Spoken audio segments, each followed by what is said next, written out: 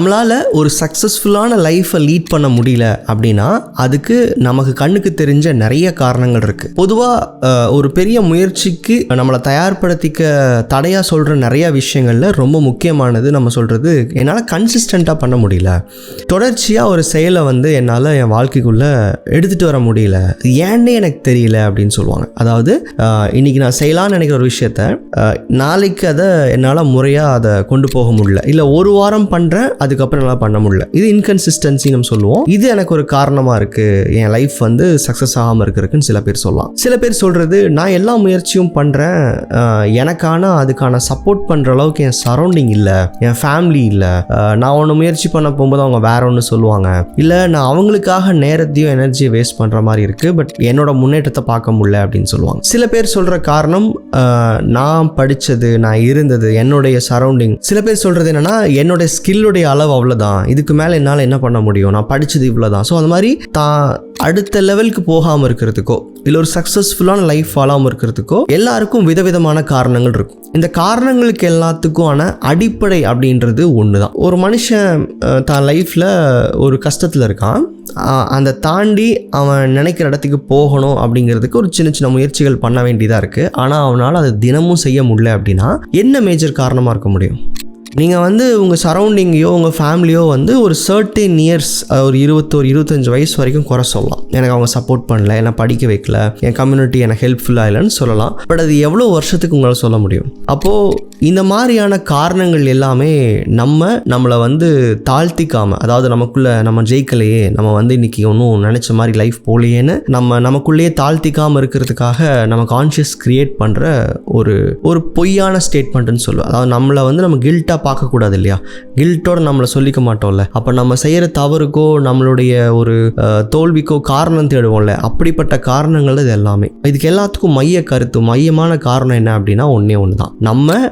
நமக்காக சிந்திக்கிறதுக்கான நேரம் கம்மியாக இருக்குது நம்மக்கிட்ட. நம்மளுடைய சிந்தனை, நம்மளுடைய தேடுதல் எல்லாமே நம்ம வாழ்க்கையை விட்டு வாழ்க்கைக்கு சம்மந்தம் இல்லாத விஷயங்கள் மேலே இருக்குது. அது நீங்கள் எப்படி வேணால் பேர் வச்சுக்கலாம். மீடியான்னு பேர் வைப்பீங்களோ, இல்லை நீங்கள் ஒரு அரசியல் பிரச்சனைக்கு போய் போராடுறீங்களோ, இல்லை உங்கள் சோசியல் இல்லை லோக்கல் கம்யூனிட்டிக்காக போராடுறீங்களோ, இதுக்கு பின்னாடி இருக்கிற எண்ண ஓட்டம் ரொம்ப சிம்பிளாக புரிஞ்சுக்கோங்க. கான்ஷியஸ் எப்படி பார்க்குதுன்னா, நீ என்னை பற்றி யோசிக்கலை, நீ எனக்காக யோசிக்கலை.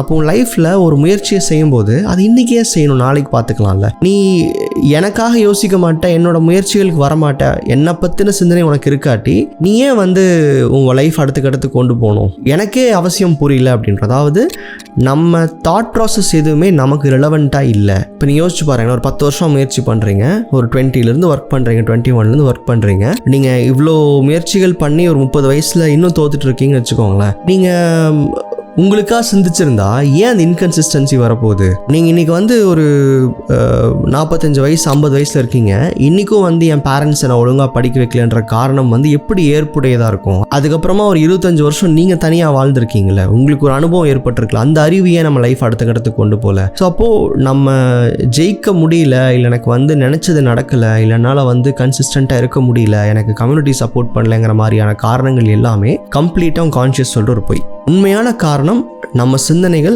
அன்றாட நாளில் நமக்காக யோசிக்கிறத விட ஏதோ ஒரு நண்பருக்காகவோ, அடுத்த உறவுகளுக்காகவோ, இல்லை ஒரு சொசைட்டிக்காகவோ, இல்லை ஒரு ரேண்டம் மீடியா விஷயங்களுக்காகவோ நமக்கு சம்மந்தப்படாமல் இருக்கிறதுனால தான் வாழ்க்கையை ரொம்ப ரொம்ப லேட் ஆகுது. இந்த ஈர்ப்பு விதி, இந்த மாதிரி விஷயங்கள்லாம் நம்மளுடைய சக்தியை நமக்கு உணர வச்சா கூட, இதுக்குள்ளே நீங்கள் வந்தால் கூட உங்கள் சிந்தனை உங்களை நோக்கி இல்லை அப்படின்னா வாழ்க்கை வெற்றி அடைய ரொம்பவே லேட் ஆகும்.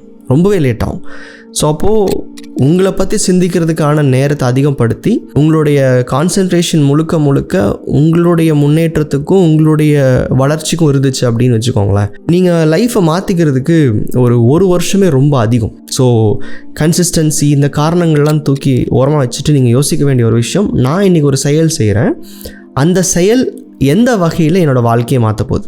எனக்குள்ள ஒரு சிந்தனை எடுத்துகிட்டு வரேன், அந்த சிந்தனை என் வாழ்க்கையை எங்கே மாற்ற போகுது?